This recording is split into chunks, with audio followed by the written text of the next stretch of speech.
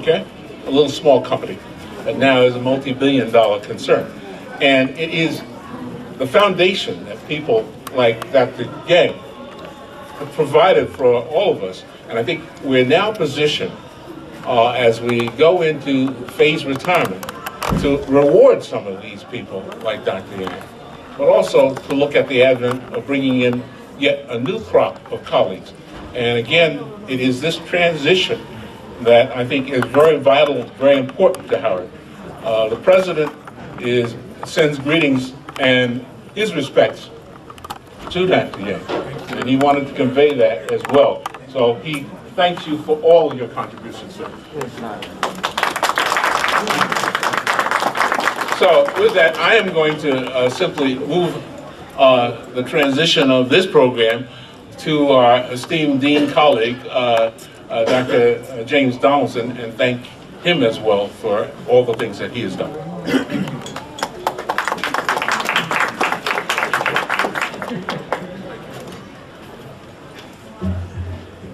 Good afternoon. Now, I'm here before you tonight in two capacities.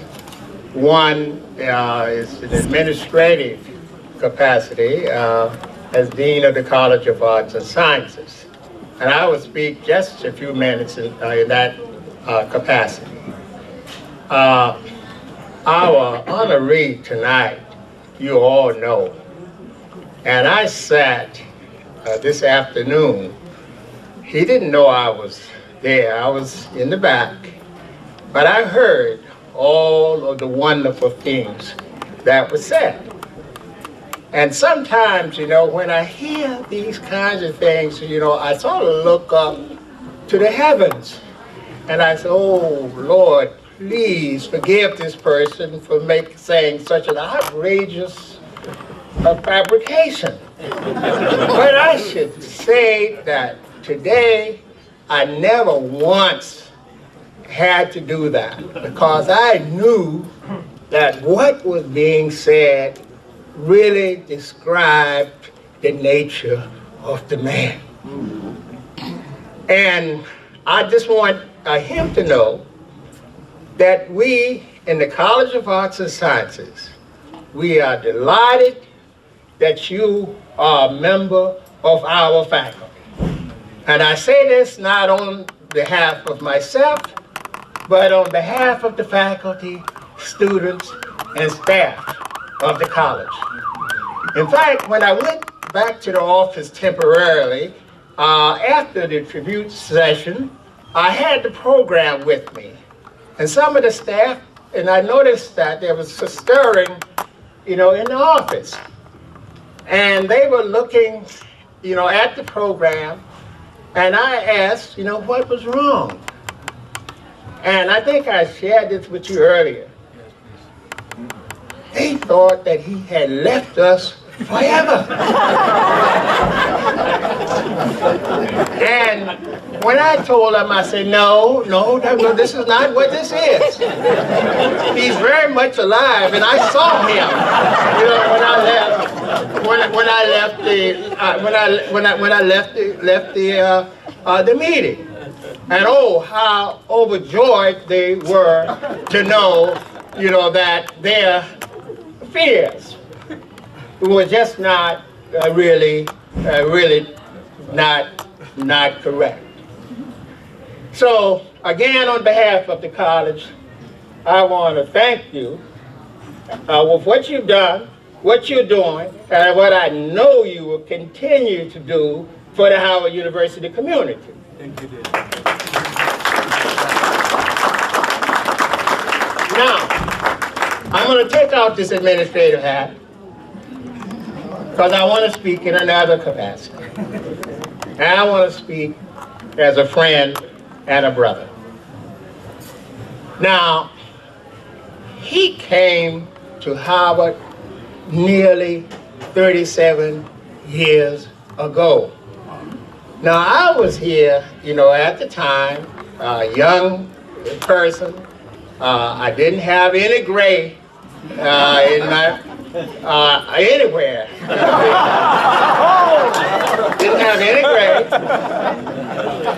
And I had been recruited along with my colleague and honoree here tonight as part of a group of young scholars that President Cheek, the late President Cheek, was bringing in to really move Howard University to a new level. And from the very first time that I met my good friend and brother, we just hit it off right away. Because the things that he wanted to do and the dreams and the vision he had for Howard, you know, was shared by many of the young professors and scholars at the university at the time. And I can remember sitting in the advisory council of the College of Arts and Sciences with Dean Robert Owens, who was the dean at the time, and listening, you know, to dreams and visions, you know, that those in the room had, you know, for Howard. And I say to you that he has kept his bargain that he made to himself and to others to help move Howard to a new level. And for this, you know, I'm going to be grateful because my life, most of my career, you know, has been at Howard.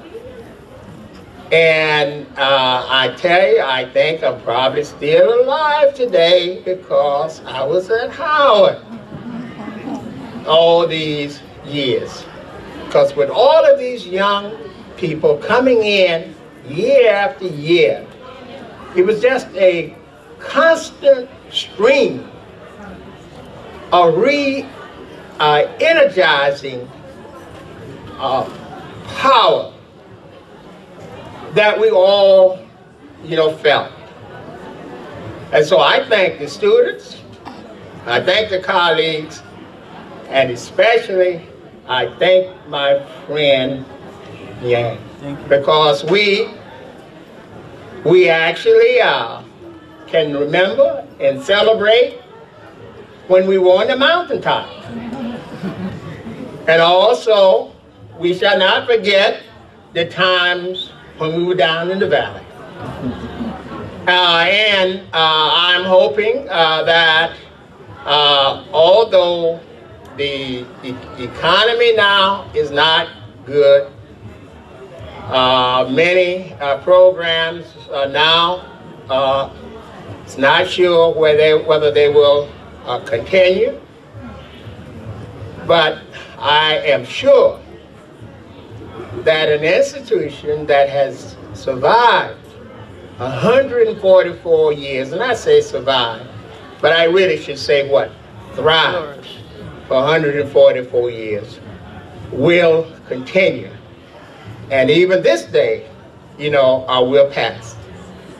But it will pass because of people, scholars like my friend here, and the countless others at this institution who have a dream and who believe, you know, in the university and what this university can and will do. And so saying this, you know, I would like now to end my remarks and thank again my good friend, Sulayman. Yeah.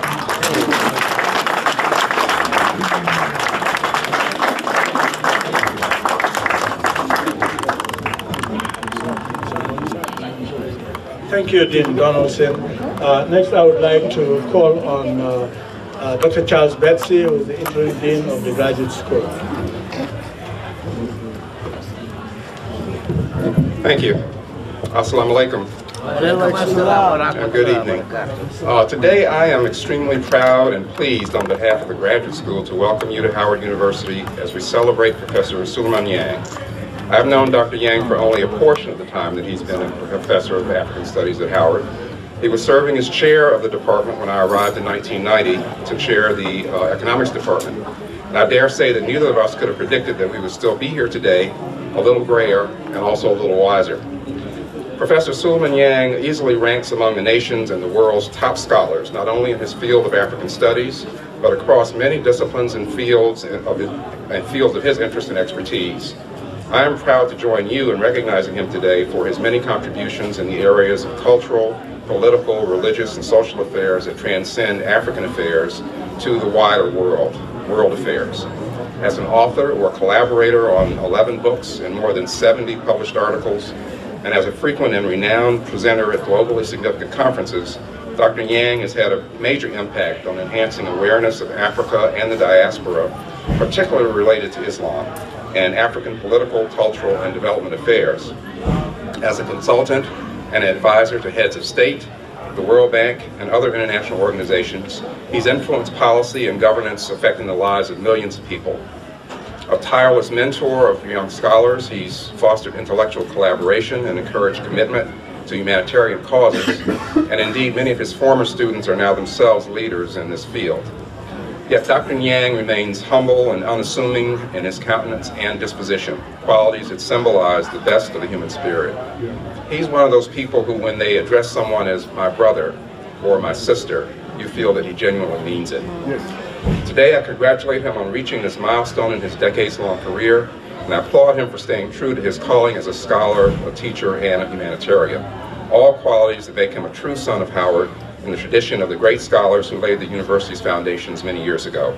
Thank you, Dr. Nyang, for your service, and I wish you continued success in the years ahead.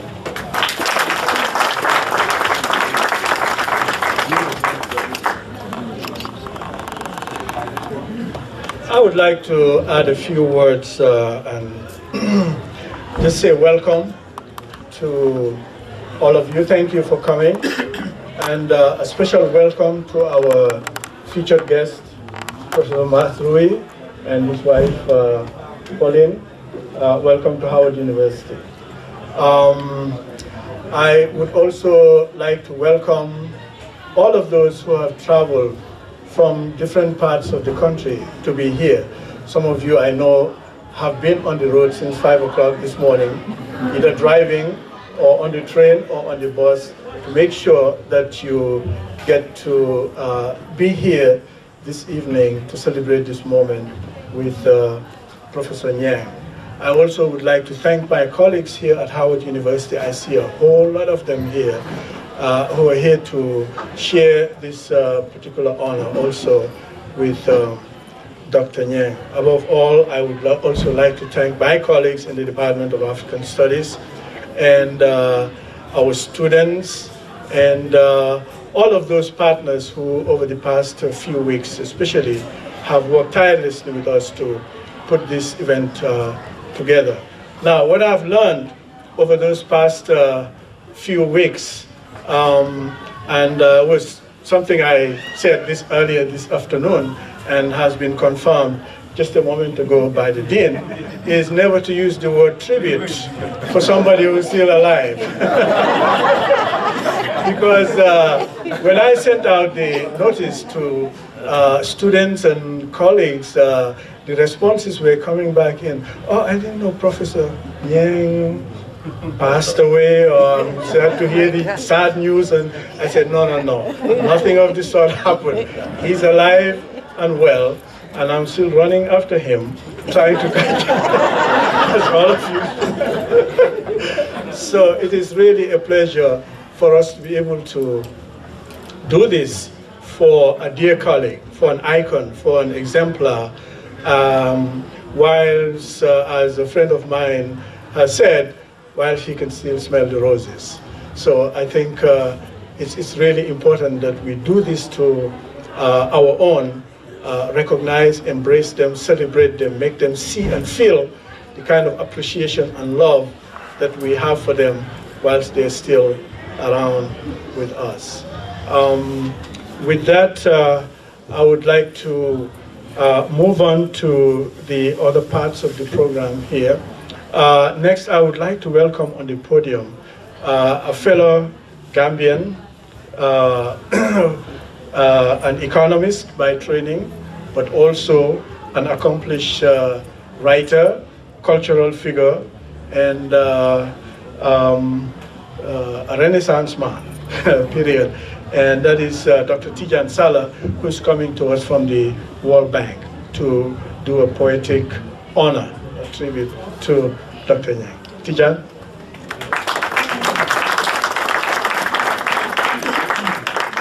Thank you very much, Mbai. I'm indeed very pleased to be here. In 1989, I wrote an article on the life and works of Professor Sulayman Nyang. It was a piece modeled on a piece he had written on Professor Nyang-Mazrui. Nyang had written a monograph called Nyang-Mazrui, The Man and His Works. I was at that time teaching at North Carolina A&T University in the Department of Economics, and just freshly finished my PhD and started teaching. And in that work, I sent it to Nyang. He was pleased with it. I sent it to Professor Mazrui. I don't know whether he remembers it. What I called, that many call Nyang the younger Mazrui. And Professor Mazrui reacted, and he said, maybe Mazrui is the older Nyang. I think one of the remarkable things about Nyang is he has the gift of the gab, both in terms of ideas and in terms of how he interacts with people. And Mazrui has been known also in his writings to have never written what they call a dull paragraph. I think it's important for Nyang to know, I came to know Nyang in 1982. That time I was about to finish my bachelor's degree. And they used to organize here in Washington at Johns Hopkins a program called Model OAU, the Organization of African Unity, done by Michael Nwanze. And Nyang used to be invited to speak. We met. Being a Gambian, I was quite impressed by this Gambian intellectual. And he became a sort of mentor to me. So during my undergraduate years, and later on when I went to graduate school studying economics, he would write to me letters, send me encouraging letters, copy articles he has written, send them to me, send me photocopies of proverbs, of local Wolof proverbs and so on. And I used some of these in my own writings and so on. And began to continue to admire this man because of his selflessness. You know, the Wolof in Senegal and Gambia have a saying which goes like this. They say that nit nitay garabam. That is, a person is the medicine of another person. And I think what is impressive about Nyang is that he has lived his life selflessly. He has lived his life selflessly. And he has done this almost to his own poverty. He has lived almost a life of deprivation. Any money he has, he gives to organization, helps young African students, mentoring them and so on. And this is incredibly remarkable because many of us are very selfish. And many of us, we are trying about accumulating and looking big and trying to impress others of what we've accomplished. But Nyang is always concerned about others and what can he do to help others. And this to me is a remarkable thing. You know, among the Wolof, they have a saying which says that Ludud Yalla Nenla, whatever is not God must be ordinary. Whatever is not God must be ordinary. People may be very smart, they may be very wealthy, they may have a lot of power, but after all, they're just human beings. And I think this is a lesson that Nyang has always had. He always carries himself with humility. And that has to me been very amazing. Nyang grew up in the Gambia, first starting in a rural area in Basse, you know, where he went to school, first primary school. Then he moved to Banjul, which was the capital of the Gambia. In those days, it was called Bathurst, and went to a school called Mohammedan School. From there, he went to St. Augustine's High School, which was, in those days, there were 5 high schools in the Gambia, and St. Augustine's was one of the elite schools under the British system in the Gambia. He went to St. Augustine and finished at St. Augustine's and came to the US in 1965, around the time when Gambia as a country became newly independent. In 1965, Gambia got its independence. That's when he came to the States and went to Hampton Institute, which now is Hampton University. And there he studied under a professor by the name of Edward Coleman. He studied philosophy, learned the writings of the Greeks, and the medieval thinkers and the Enlightenment. From Hampton University, Hampton Institute, he went to University of Virginia, where he studied public administration. From the school founded under the tradition of Booker T, he went to the school founded on the tradition of Thomas Jefferson. From University of Virginia, where he did his PhD, he came to Howard University. And he has been totally committed to Howard all his professional life. He has had opportunities to go to teach at some of the most world-renowned universities with big bucks offered to him. No, he has been consistently devoted to training and developing young minds, black minds at Howard University. Howard being the seat of black intellectual power, the Black Ivory Tower. He spent all his life at Howard.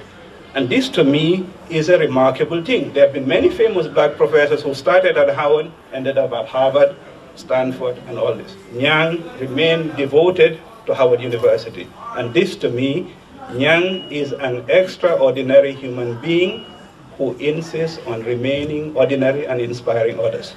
Now, I'm not supposed to speak too long. I know so much about Nyang, I could spend the whole evening telling you about him. So I'm just going to read a poem, which is what I'm asked to do. And the poem I've written is titled, There Was a Man from the Gambia. There was a man from the Gambia. He went to St. Augustine's High School, Hampton University, and Virginia. He studied under Irish Catholic priests who taught him the Bible and Latin, mathematics, science, literature, and other riddles. There was a man from Lehman Street.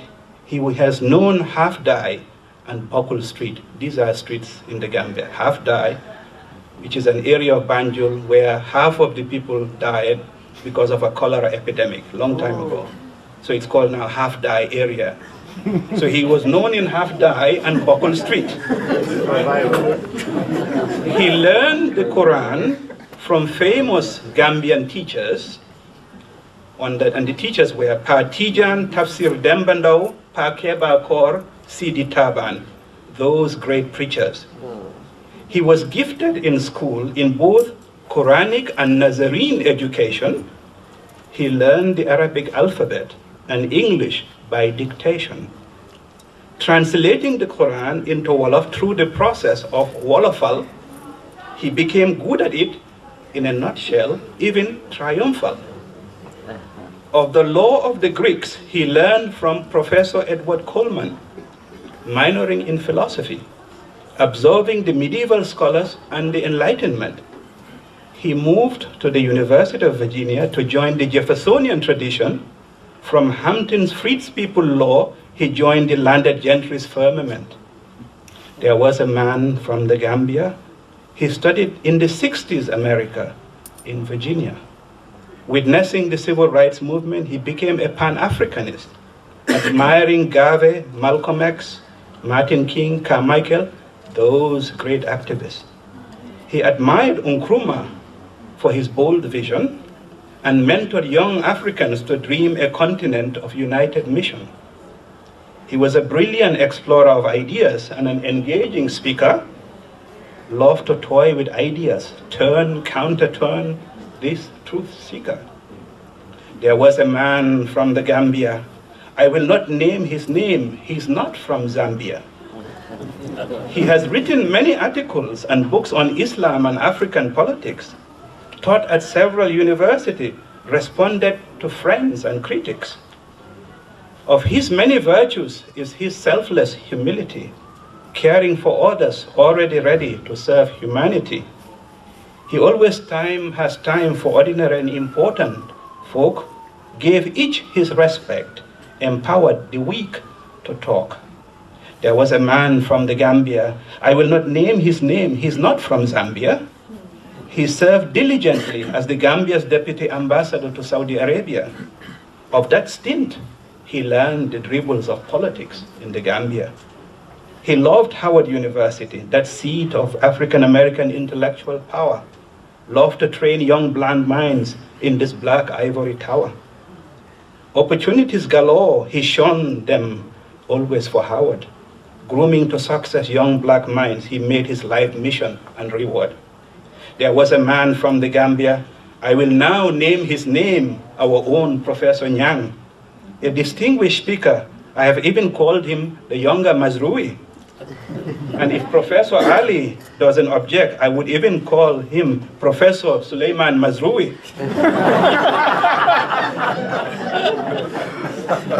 Known across the continent, from Egypt to Nigeria, he's a shining intellectual, this Promethean luminary from the Gambia. Delighted we are gathered here to celebrate his thought and works. I invoke the ghost of Leopold Senghor. Please join me with an applause. Play all the Gambian musical instruments in our cultural repertoire. Play the kora, the sabar, the riti, the balafon. Let us celebrate this Gambian intellectual etched in our memoir. Let us celebrate this scholar, our own Professor Nyang. Thank you.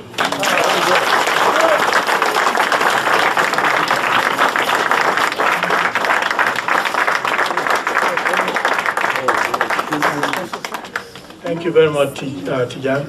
Now, we have a presentation by students of African Studies, and there's really no great honor than to receive one from your students. So.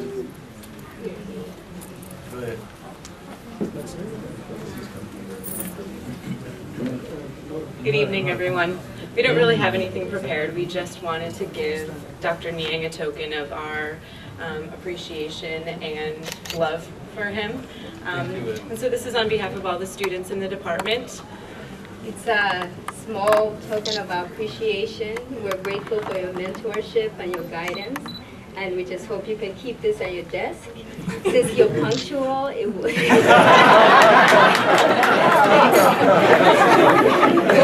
just be a token of our, on behalf of all the graduate students and the African Studies Department, we just want to say thank you.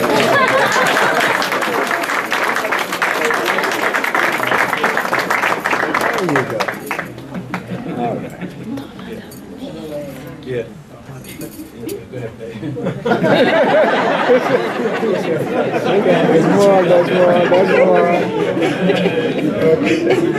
That's typical Sulayman there. Thank you, Alexis. Thank you, Lydia.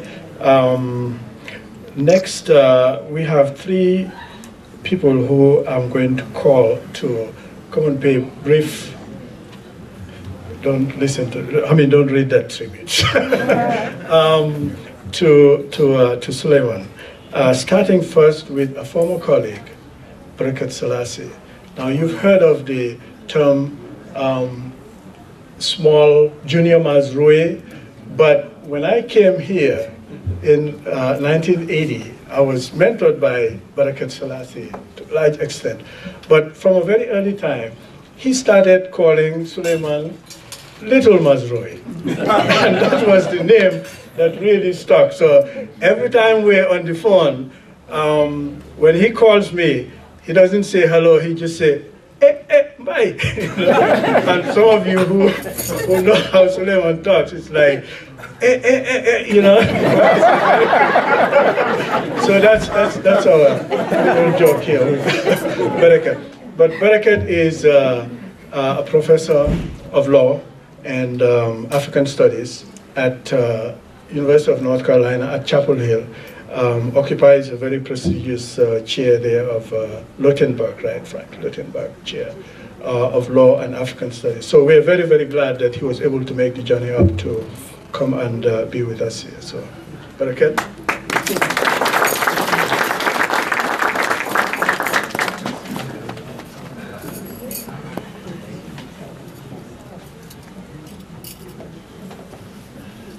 Thank you, Mbai, for giving me this honor to pay a tribute to my friend, former colleague and brother, Sulayman Nyang.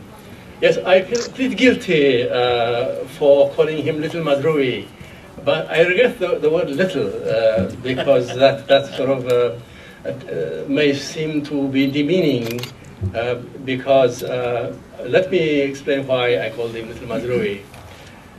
From the very time he joined us at the African Studies Department, I think he came a year after I joined the department. He had been, I think, Deputy Ambassador of the Gambia in Saudi Arabia. And from the very beginning, we hit it off. I was impressed by his mind, by his very clear mind in his expression. He's always concise, clear.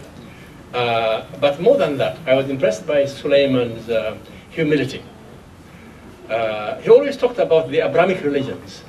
He always said the Abrahamic religions, meaning, of course, Judaism, Christianity, and Islam, in that chronological order. I don't give this order in any other sense, except that Judaism came first, then Christianity, and then Islam. And on several occasions, we discussed the issue of the conflict between the Palestinians and the Israelis. They are actually brothers, cousins, and they adhere to two of the great religions of the world. I often cited, when we talk about politics, I often discussed with Sulayman, I wish that humanity emphasized ethics, not politics. Because how do you explain the readiness of people to give money to those in need? How do you explain communities in Africa and elsewhere to be the first responders to their desperation, to their crisis? I've seen this in Africa. And so I started thinking about the ethics of it. And I will remind you, those of you who are Christians, I'm sure you don't need reminding. I'm reminding you of the parable of the Good Samaritan. Do you remember? Yes.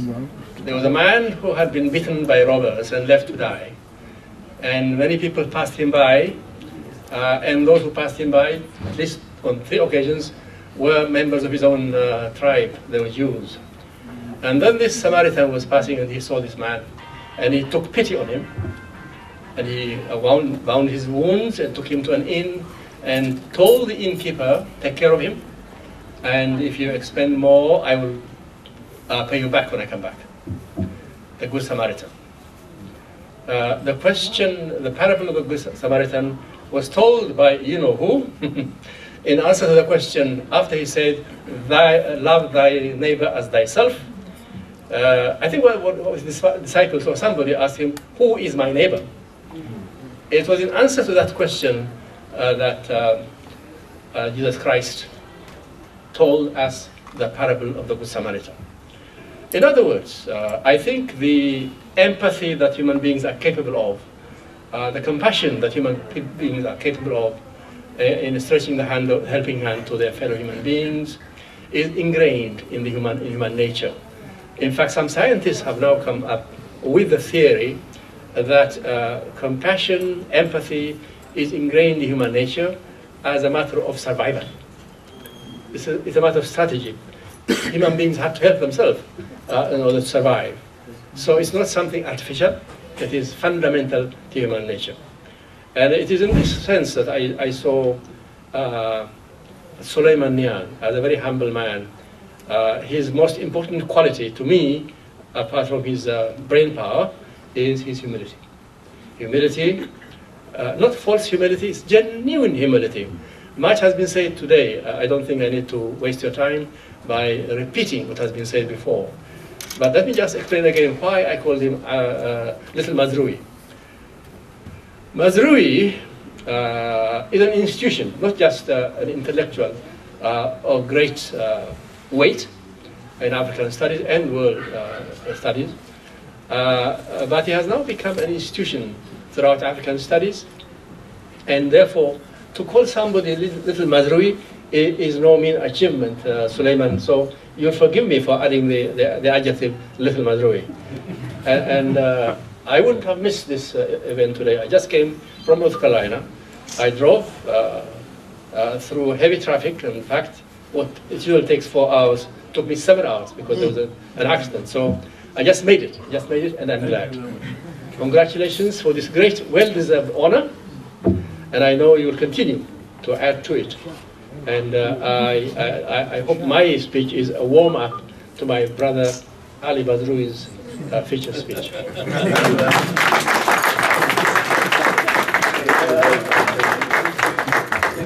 Thank you, Barakat. It's a pleasure to have a colleague, Dr. Robert Edgar, who is the Director of Graduate Studies in the Department of African Studies, who has been here with Sulayman for quite a while. So, Dr. Edgar. No, for sure. I came to Howard in 1977 when Nyang was Nyang.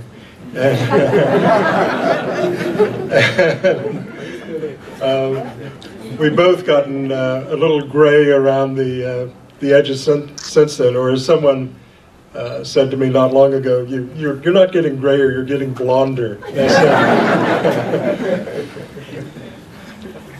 Now, when I started to think about my remarks about Sulayman, I just thought about all the areas that he's been involved in. Areas like commerce, education. There's a third area I can't remember.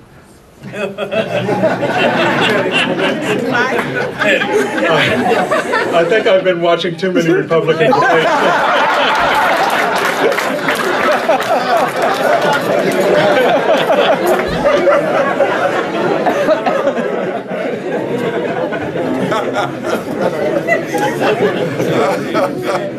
You know, some years ago when one of my colleagues was coming up for tenure, we received a letter about him in which another scholar described him as the great amphibian, meaning that he was not only good in one area, but he was talented in another area as well.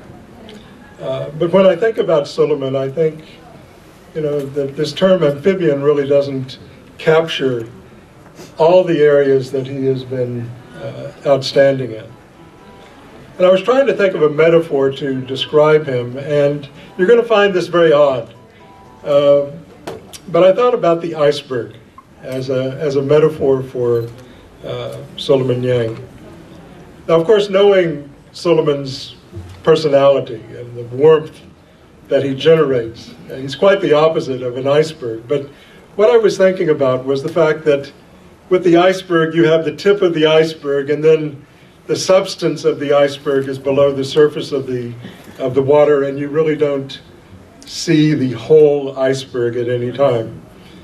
And I think what has really struck us over the years, over the decades, is really all of the areas outside of what we know here at Howard that he has excelled in, that he has been committed to.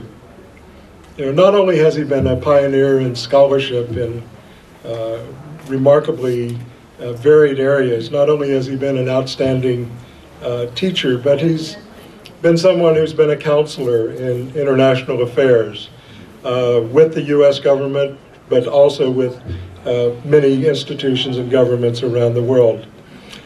He's been a mediator, a diplomat. And we know about his career as a diplomat, but he's performed those kinds of diplomatic actions on many different fronts. I think we here in African Studies think of the diplomacy that he had to wage when he was department head in our department to keep our department going at a very crucial time. He's also been one with a great institutional memory.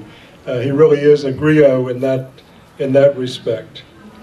One of the areas where I give him a remarkable credit is the fact that he's been an ecumenical bridge builder in the area of religious faiths. I remember one occasion when he came to visit the church we attend, and Methodist church, but what he was about was creating the bridges between different faiths, Islam, Christianity, and Judaism, and he's been extremely important, a very important facilitator in the United States and probably elsewhere in that respect, and I think that's one of the major contributions in his life. So, as I look back upon my associations with him, you know, I look upon him as one of my most trusted colleagues, but more importantly, he's been a real brother. Thanks, Senator.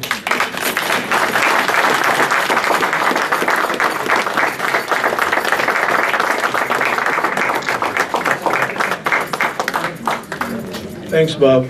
I am going to call on a dear brother, a mentor also, and a good friend who is always very, very supportive and encouraging and always waxes lyrical. Whenever I bump into him on campus or on Georgia Avenue there, we just like, if we had been rushing to an appointment, we just sit there and just talk and talk and talk. And it's really a pleasure to have E. Ethelbert Miller, who is really a national treasure, to be with us here. He responded immediately when I asked him to be here with us here. Thank you. Thank you very much.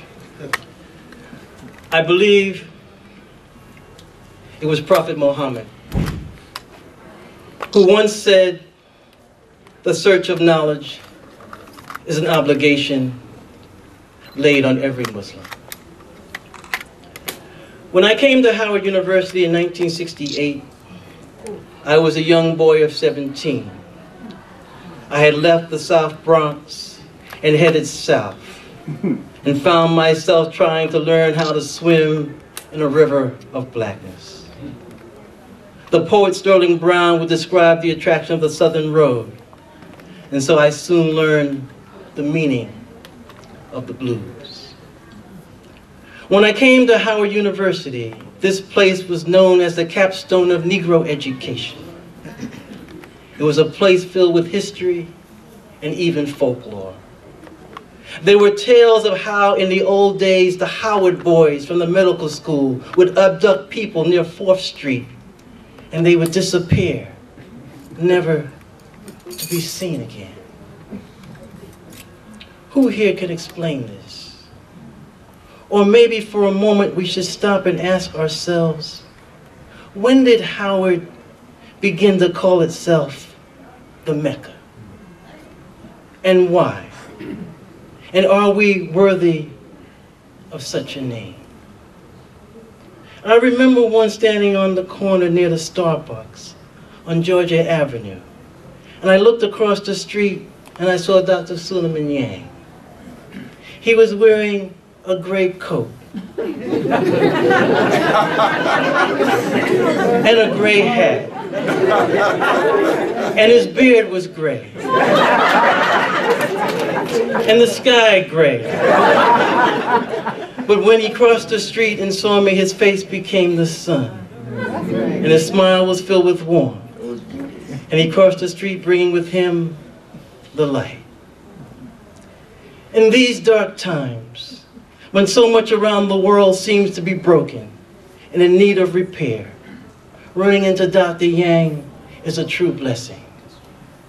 There is a way he stops and pulls you aside and speaks into your ears.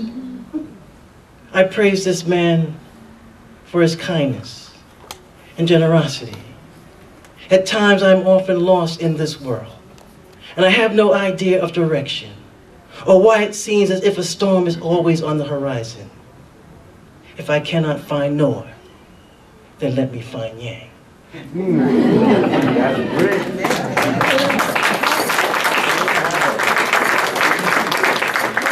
Dr. Sulayman Nyang is a man who loves knowledge and he loves teaching. And for some of us, he is the face of Islam. And maybe this is why today we should pause for a moment and perhaps turn the face of history to his face.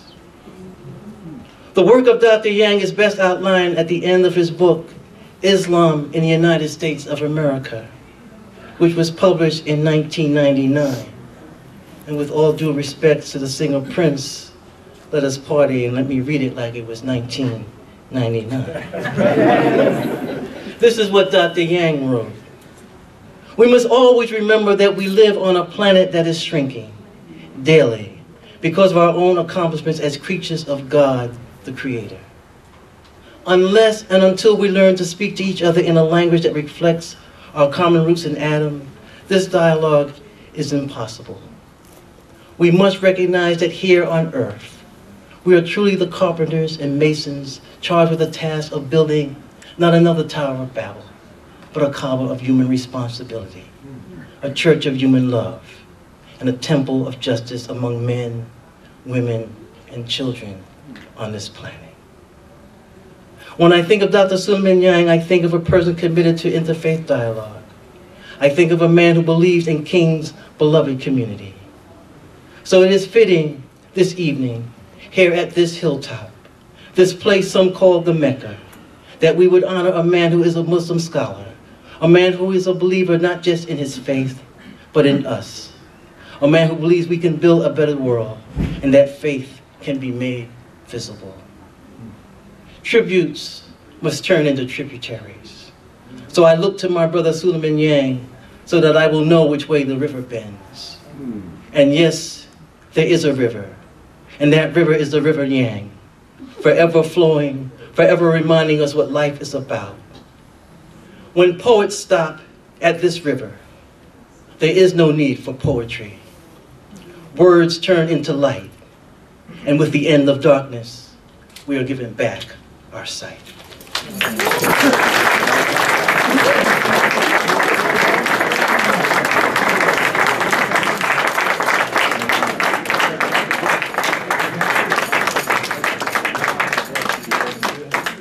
Thank you, Elder. And to introduce our keynote guest, I'm going to call on Makeda Njoroge. Makeda is one of our stellar students in the undergraduate program. She is one of few students in the College of Arts and Sciences who's carrying a perfect 4.0. She's also in the honors program. So it's really a pleasure to introduce Makeda Njoroge, who's going to introduce Professor Nyang.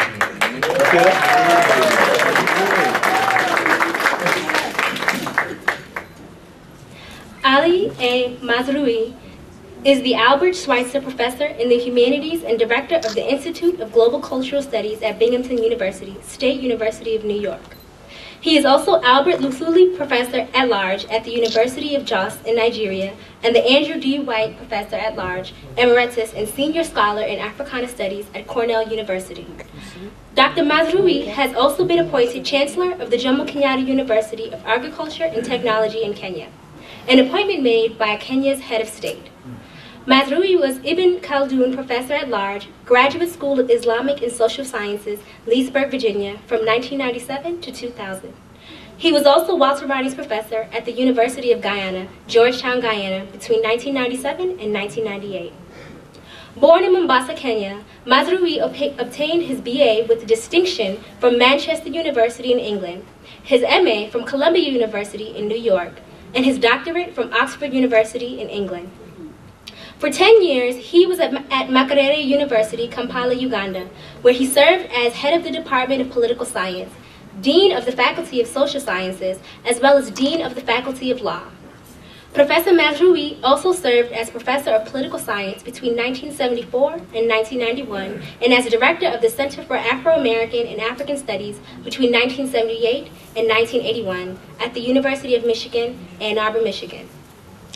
He has also been visiting scholar at Stanford, Chicago, Colgate, Singapore, Australia, Malaysia, Oxford, Harvard, Bridgewater, Cairo, Leeds, Nairobi, Tehran, Denver, London, Ohio State, Baghdad, McGill, Sussex, Pennsylvania, and so forth.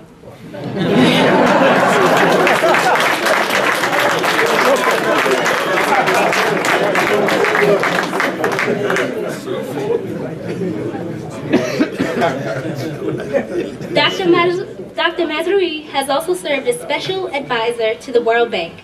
He has served on the board of directors of the American Muslim Council in Washington, D.C., and served as chair of the board of the Center for the Study of Islam and Democracy in Washington, D.C. He is also on the board of the Center for Muslim-Christian Understanding, Georgetown University in Washington, D.C., and is a fellow of the Institute of Governance and Social Research, Jos, Nigeria.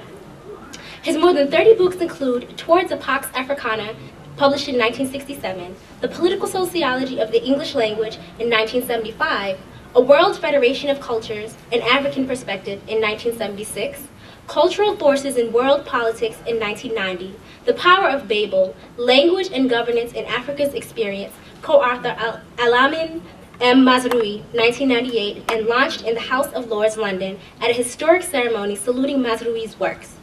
Islam, Between Globalization and Counterterrorism in 2006, A Tale of Two Africas, Nigeria and South Africa as Contrasting Visions in 2006, and The Politics of War and the Culture of Violence in 2008. He has also published a novel entitled The Trial of Christopher Okigbo in 1971. Dr. Mazrui's most influential articles of the last 40 years have been republished by Africa World Press in 3 volumes under the overall editorship of Dr. Twain Falola of the University of Texas. Mazrui's Millennium Harvard Lectures have been published under the title The African Predicament and the American Experience, A Tale of Two Edens in 2004.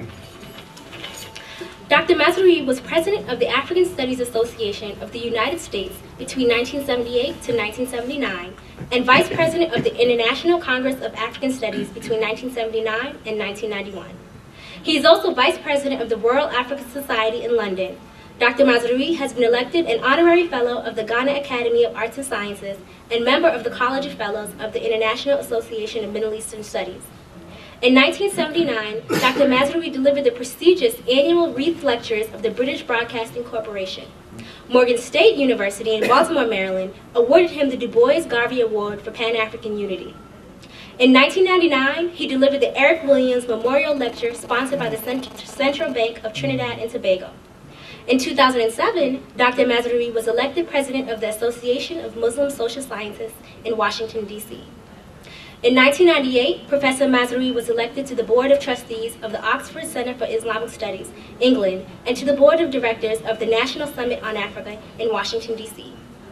The year 1998 also marked the publication of the first comprehensive annotated bibliography of all Mazrui's works, printed and electronic, from 1962 to 1997. The Mazruiana collection, compiled by Abdul S. Bemath and published by Sterling in New Delhi and Africa World Press in New Jersey. An enlarged edition of Bemath's book has been published under the title of the Mazruiana Collection Revisited, New Dawn Press and Africa Institute of South Africa, 2005. Another book entitled The Global African, A Portrait of Ali A. Mazrui, edited by Omari H. Kokole, was published by Africa World Press in 1998.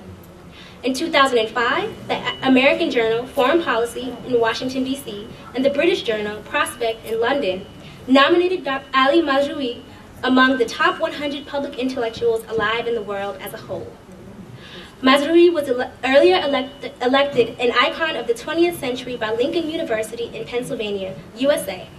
In 2007, he was nominated by the Living Legends Award by the Economic Community of West African States and the African Communications Association. And with that, I'll ask that you all please join me in welcoming our keynote speaker for tonight and renowned world scholar, Ali Mazrui.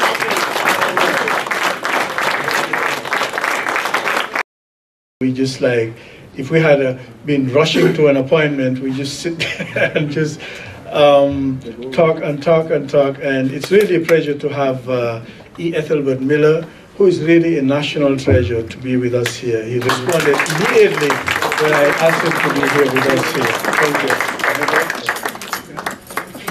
Thank you very much.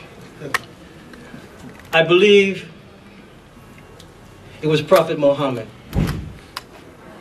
who once said, the search of knowledge is an obligation laid on every Muslim.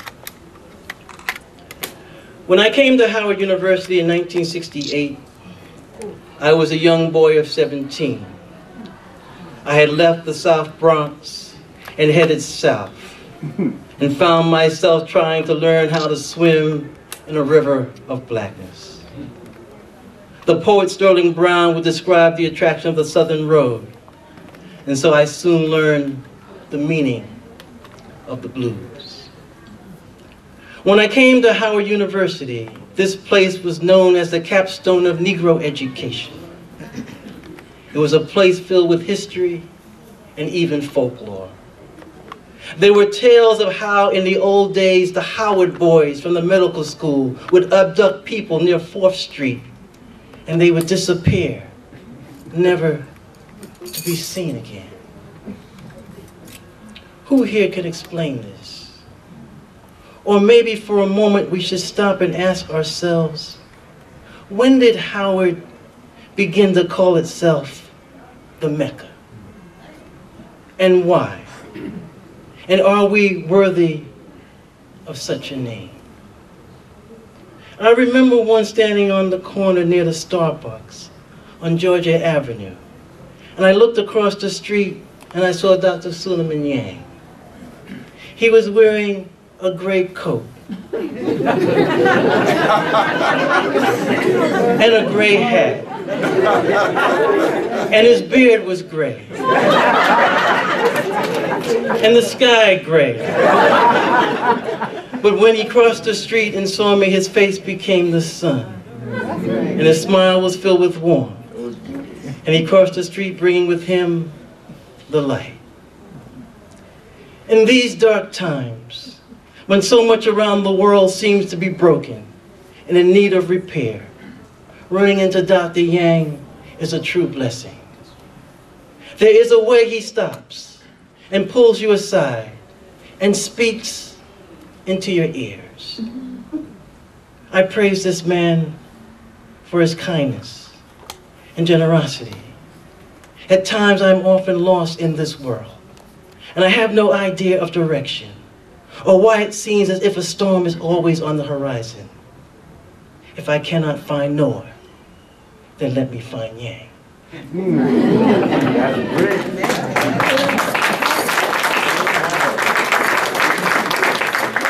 Dr. Sulayman Nyang is a man who loves knowledge, and he loves teaching. And for some of us, he is the face of Islam. And maybe this is why today we should pause for a moment and perhaps turn the face of history to his face. The work of Dr. Yang is best outlined at the end of his book, Islam in the United States of America, which was published in 1999. And with all due respect to the singer Prince, let us party and let me read it like it was 1999. This is what Dr. Yang wrote. We must always remember that we live on a planet that is shrinking daily because of our own accomplishments as creatures of God, the Creator. Unless and until we learn to speak to each other in a language that reflects our common roots in Adam, this dialogue is impossible. We must recognize that here on earth, we are truly the carpenters and masons charged with the task of building not another Tower of Babel, but a Kaaba of human responsibility, a church of human love, and a temple of justice among men, women, and children on this planet. When I think of Dr. Sulayman Nyang, I think of a person committed to interfaith dialogue. I think of a man who believes in King's beloved community. So it is fitting this evening, here at this hilltop, this place some call the Mecca, that we would honor a man who is a Muslim scholar, a man who is a believer not just in his faith, but in us, a man who believes we can build a better world and that faith can be made visible. Tributes must turn into tributaries. So I look to my brother Sulayman Nyang so that I will know which way the river bends. And yes, there is a river, and that river is the River Nyang, forever flowing, forever reminding us what life is about. When poets stop at this river, there is no need for poetry. Words turn into light, and with the end of darkness, we are given back our sight.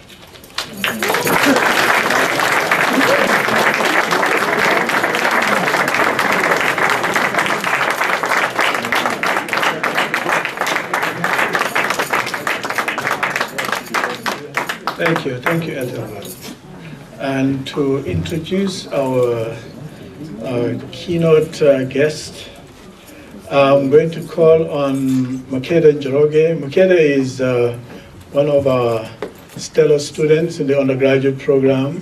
She is one of few students in the College of Arts and Sciences who's carrying a perfect 4.0. She's also in the honors program. So it's really a pleasure to introduce Makeda Njoroge, who's going to introduce Professor Martin.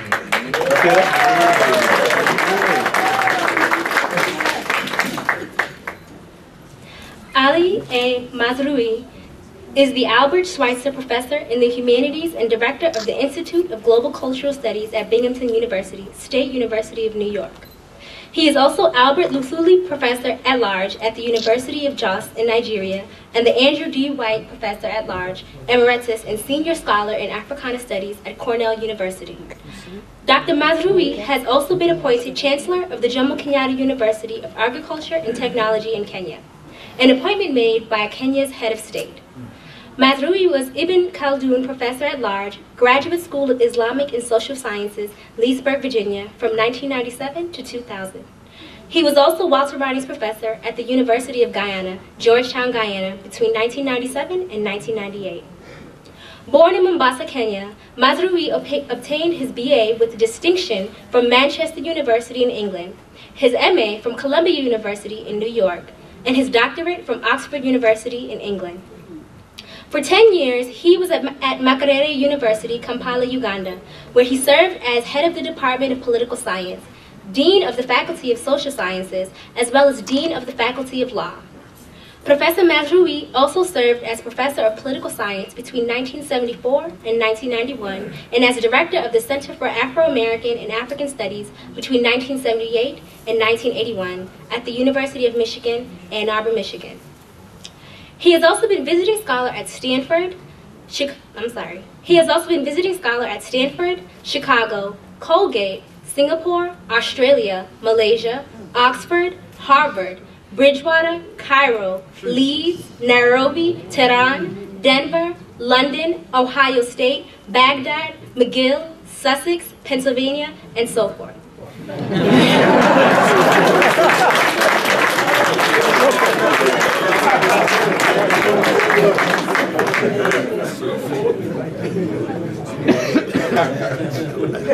Dr. Mazrui has also served as Special Advisor to the World Bank. He has served on the Board of Directors of the American Muslim Council in Washington, D.C., and served as Chair of the Board of the Center for the Study of Islam and Democracy in Washington, D.C. He is also on the board of the Center for Muslim-Christian Understanding, Georgetown University in Washington, D.C., and is a fellow of the Institute of Governance and Social Research, Jos, Nigeria. His more than 30 books include Towards a Pax Africana, published in 1967, The Political Sociology of the English Language in 1975, A World Federation of Cultures, An African Perspective in 1976, Cultural Forces in World Politics in 1990, The Power of Babel, Language and Governance in Africa's Experience, co-author Alamin M. Mazrui, 1998, and launched in the House of Lords, London, at a historic ceremony saluting Mazrui's works. Islam Between Globalization and Counterterrorism in 2006, A Tale of Two Africas, Nigeria and South Africa as Contrasting Visions in 2006, and The Politics of War and the Culture of Violence in 2008. He has also published a novel entitled The Trial of Christopher Okigbo in 1971. Dr. Mazrui's most influential articles of the last of the last 40 years have been republished by Africa World Press in 3 volumes under the overall editorship of Dr. Twain Falola of the University of Texas. Mazrui's Millennium Harvard Lectures have been published under the title The African Predicament and the American Experience, A Tale of Two Edens in 2004. Dr. Nyang-Mazrui was president of the African Studies Association of the United States between 1978 to 1979 and vice president of the International Congress of African Studies between 1979 and 1991. He is also vice president of the World African Society in London. Dr. Nyang-Mazrui has been elected an honorary fellow of the Ghana Academy of Arts and Sciences and member of the College of Fellows of the International Association of Middle Eastern Studies. In 1979, Dr. Nyang-Mazrui delivered the prestigious annual Wreath Lectures of the British Broadcasting Corporation. Morgan State University in Baltimore, Maryland, awarded him the Du Bois Garvey Award for Pan-African Unity. In 1999, he delivered the Eric Williams Memorial Lecture sponsored by the Central Bank of Trinidad and Tobago. In 2007, Dr. Nyang-Mazrui was elected president of the Association of Muslim Social Scientists in Washington, D.C. In 1998, Professor Nyang-Mazrui was elected to the Board of Trustees of the Oxford Center for Islamic Studies, England, and to the Board of Directors of the National Summit on Africa in Washington, D.C. The year 1998 also marked the publication of the first comprehensive annotated bibliography of all Nyang-Mazrui's works, printed and electronic, from 1962 to 1997. The Nyang-Mazruiana collection, compiled by Abdul S. Bemath and published by Sterling in New Delhi and Africa World Press in New Jersey. An enlarged edition of Bemath's book has been published under the title of the Nyang-Mazruiana Collection Revisited, New Dawn Press and Africa Institute of South Africa, 2005. Another book entitled The Global African, A Portrait of Ali A. Nyang-Mazrui, edited by Omari H. Kokole, was published by Africa World Press in 1998. In 2005, the American journal Foreign Policy in Washington, D.C., and the British journal Prospect in London nominated Ali Nyang-Mazrui among the top 100 public intellectuals alive in the world as a whole. Nyang-Mazrui was earlier elected an icon of the 20th century by Lincoln University in Pennsylvania, USA. In 2007, he was nominated by the Little Legends Award by the Economic Community of West African States and the African Communications Association. And with that, I'll ask that you all please join me in welcoming our keynote speaker for tonight and renowned world scholar, Ali Nyang-Mazrui.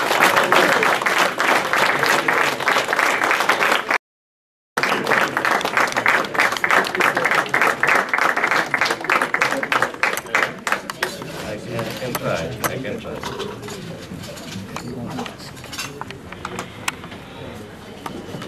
Thank you very much. I was beginning to wonder whether I wasn't indeed Sulayman Nyang, Senior.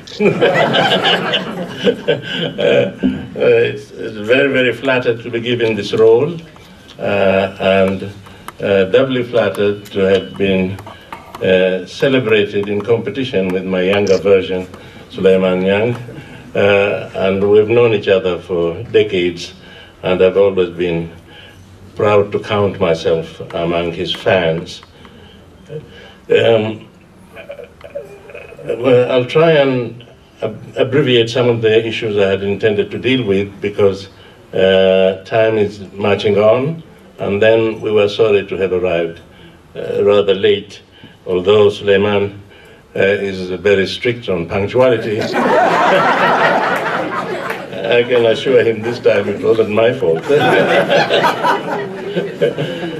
I tend to think of Sulayman as, in part, my pioneer biographer, because long before anybody was interested in writing about me, he published this introductory book, Mazrui, My Life and Times, in as far back as 1981.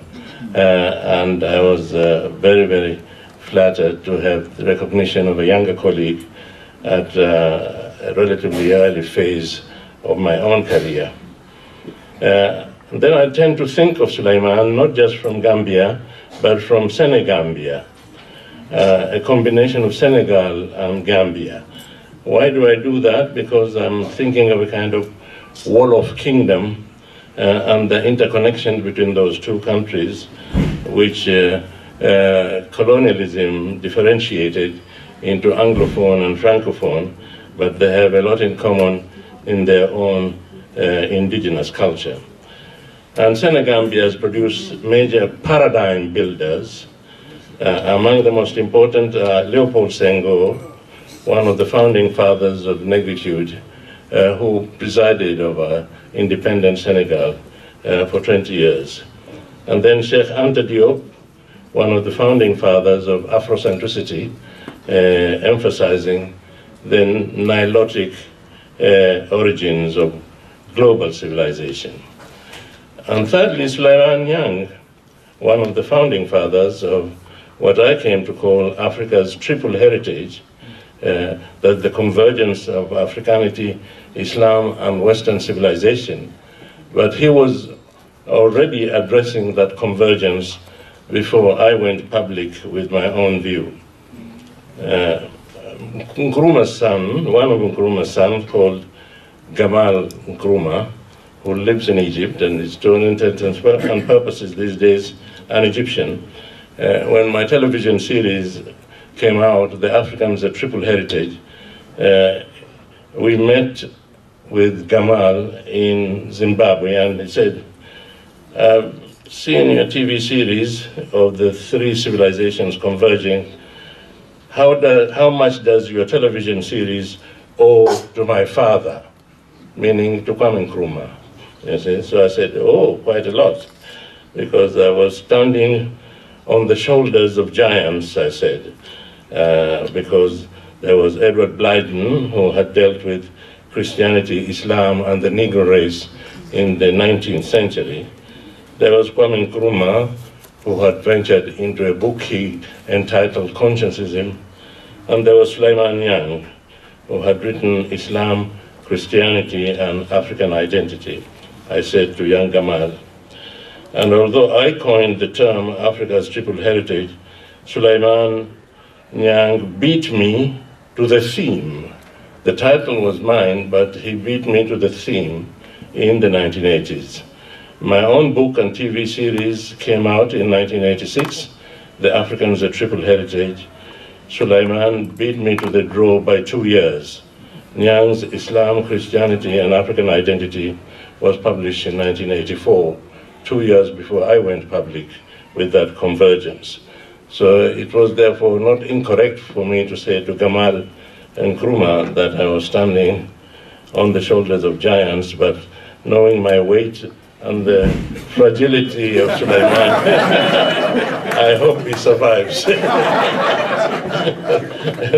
So Blyden, Nkrumah, and Nyang, however, focused on Christianity, that is Africanity, Islam, and Christianity, rather than Western civilization. The third leg for me was Western civilization, both secular and religious, rather than what Nkrumah called Euro-Christianity, just focusing on the spiritual side of the Western heritage.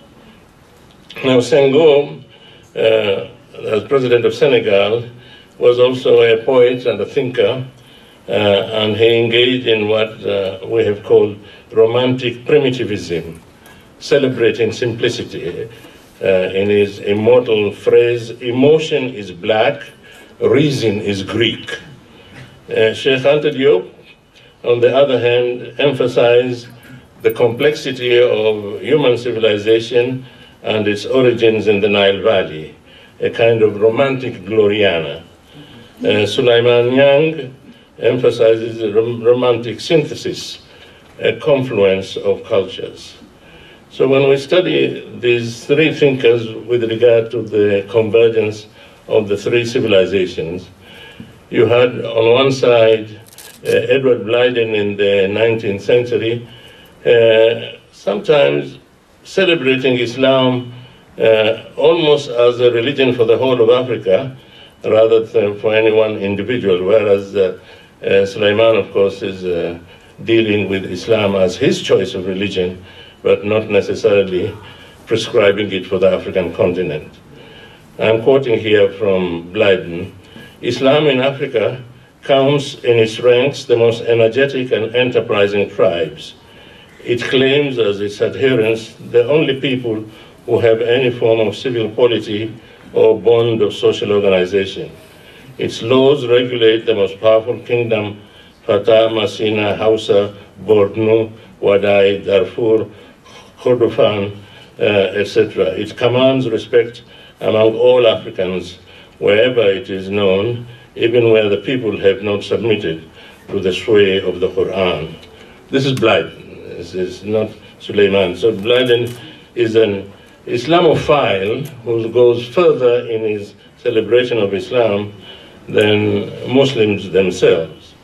In the case of Nkrumah, with his book on conscientism, he said the biggest challenge for African philosophy, Nkrumah argued, was how to synthesize these three different traditions of thought: Africanity, what they call Euro-Christianity, and Islam. Nkrumah's concept of conscientism was the nearest approximation to our own search, Sulayman and I, for a kind of synthesis of those three.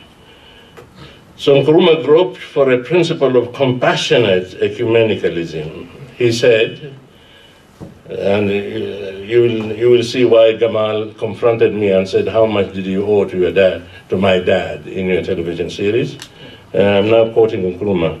"With true independence regained, a new harmony needs to be forged, a harmony that will allow the combined presence of traditional Africa, Islamic Africa, and Euro-Christian Africa, so that this presence is in tune with the original humanist principles underlying African society.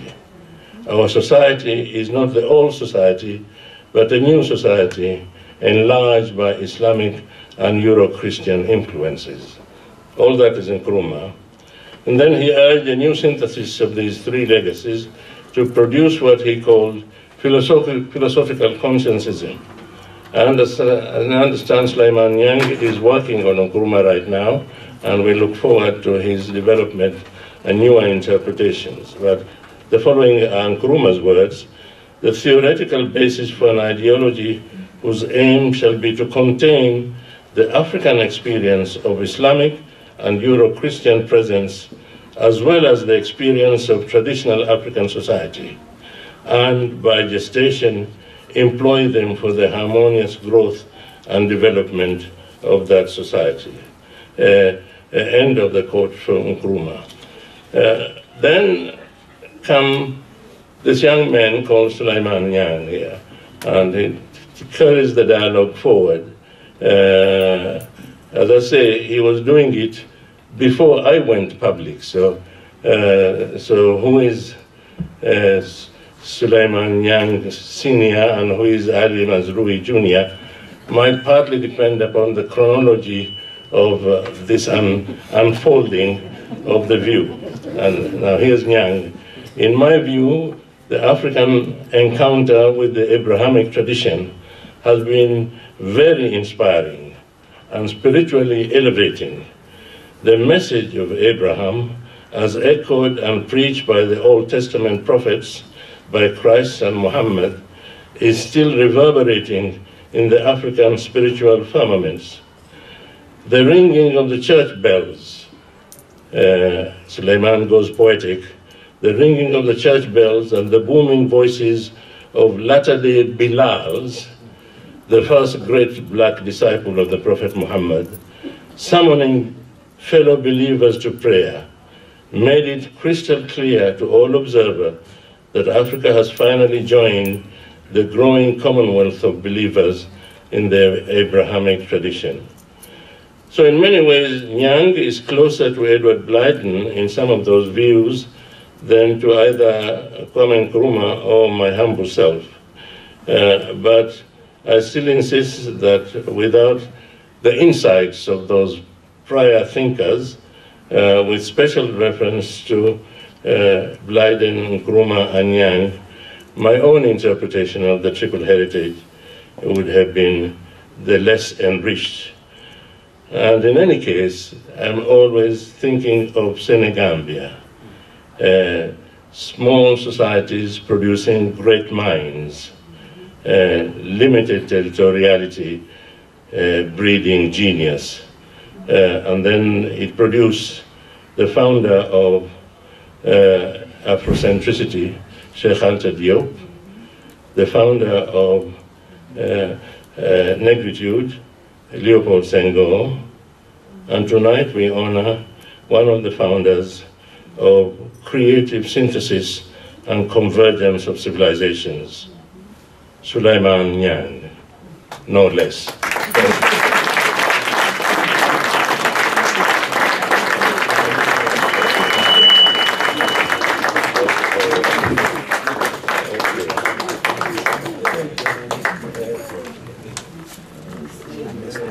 Thank you, Ali. I would like to call on Dean Donaldson. Is Dean Betsy? Okay, right. To help, this is a plaque that the Department of African Studies, College of Arts and Sciences, the Graduate School, Howard University, student, staff, friends would like to present to Dr. Nyang. The plaque reads,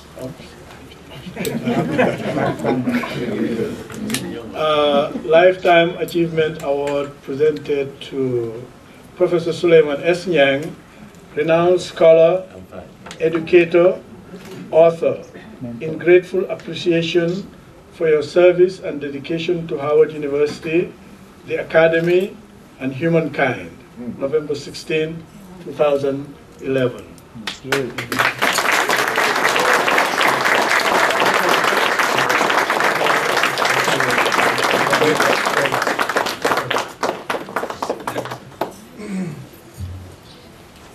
Good evening.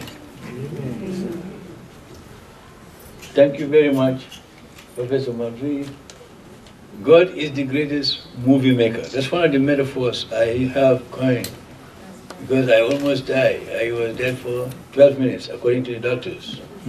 But God in His power decided that this event will happen here. All of you in your own ways. I see each one of us capsules of consciousness. And God in His wisdom decided that all of you will be here today for this event. I have the honor to see the wife of Dr. Nyang right here, Pauline.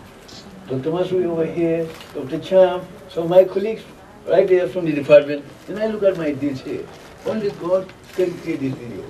You have all of us here. Only God can make this video.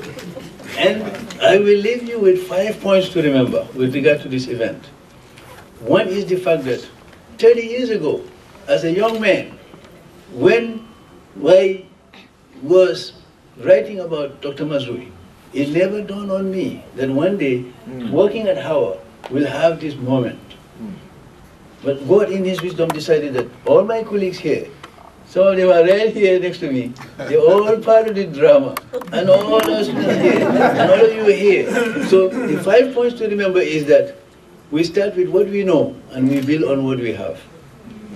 The second thing that we have to recognize, and I see one of our students remember a book I wrote. It was a small book called Reflection on the Human Condition. To remember that all of us here, God in His wisdom, I don't know why He brought me back here, but maybe to just re-articulate what was said in the scriptures by Jesus, Muhammad, Buddha, and all the others. The second point to remember here today is that God tells us to start with what we know and we build on what you have. And to remember that we all have 3 homes. Your mother's womb. And the metaphor is very clear because even Jesus Himself came like all of us here, through Mary. And then we are all here in this world. You have 7 billion of us. Those 7 billion out there, they don't know that all of us even exist. But the magic is that we are all here, united by one power. The power of learning. We have our deans here representing that. All of us here are united. Our poets brought back the words of God to us. The third point I want to emphasize is the fact that, you see, after you come out of your mother's womb, you come to this world, then the final destination for all of us is where we'll all go by ourselves. Bob Cummings is gone. He was chairman of the department here. After I left for Saudi Arabia, Bob Cummings came here as a young scholar. His wife may be here. Mel Cummings and Bob Cummings came to my almost deathbed in the hospital. But God in his wisdom, and he is the power who controls destinies. Bob Cummings died. The same thing with my own cousin, Lamin Bai, who was the ambassador of the Gambia here. He came to see me in the hospital. But God in his wisdom decided that this event we have here today will happen. And there are many others. So this point has to be remembered, that you see, you start with what you know and you build on what you have.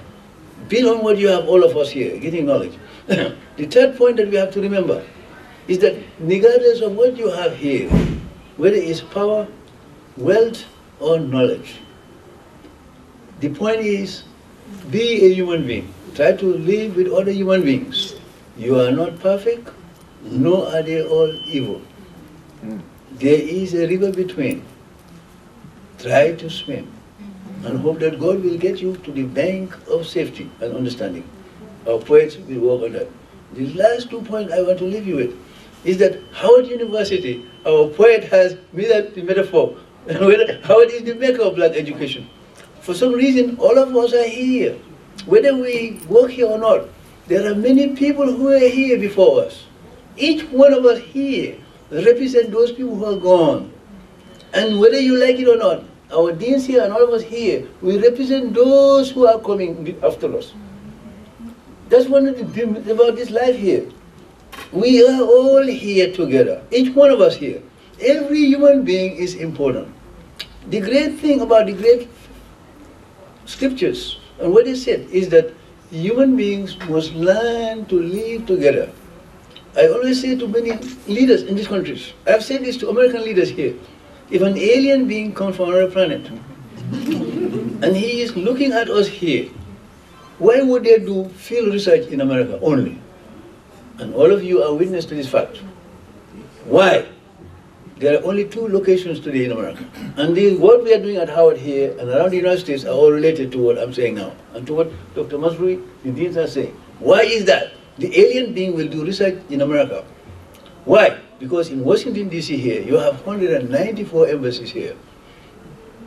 They can monitor the activities of all those people around the world through this husband and wife and children in each embassy. If you have any doubt about that, go to the UN. You have the representative. I was speaking to a group of Catholic leaders at Georgetown, some prominent Catholics. One English Catholic was very jealous. Oh, Sulayman, you like the Americans only. We're very civilized in England. We are more cultural. I said to her, lady, do you have the numbers? So we are all living here for a purpose. I don't know why. Let us start with what we know and build on what we have. And I thank all of you for being here. And maybe this is another message for all of us to carry with ourselves. Thank you.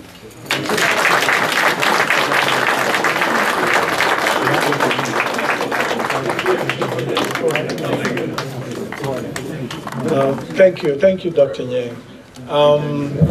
We received a lot of messages from people who were not able to be here, but because of time, I'm not going to be able to read those messages here. But know that there are many, many more people who have really sent these tributes, honors to Sulayman.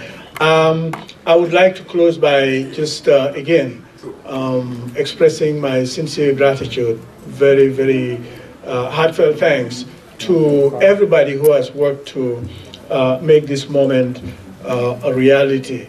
There are many, many people that I can thank individually, but as you know, it's a risky move to make.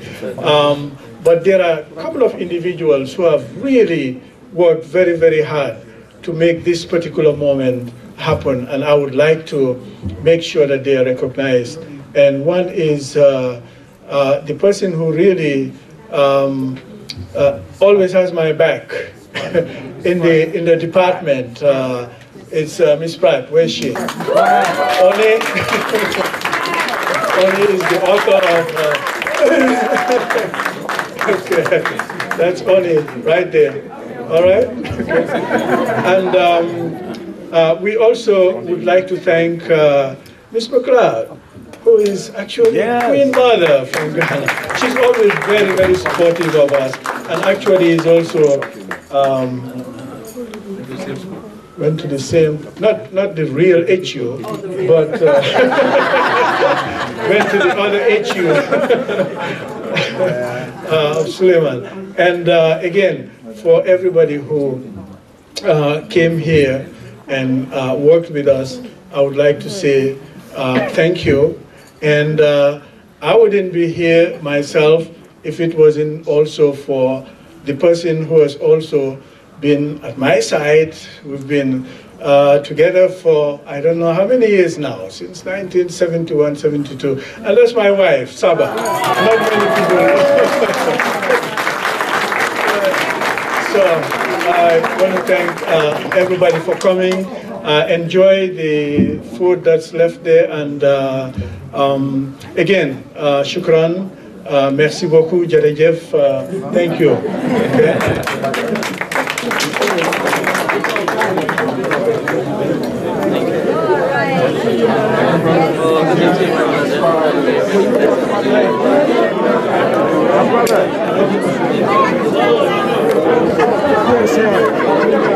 Sarah?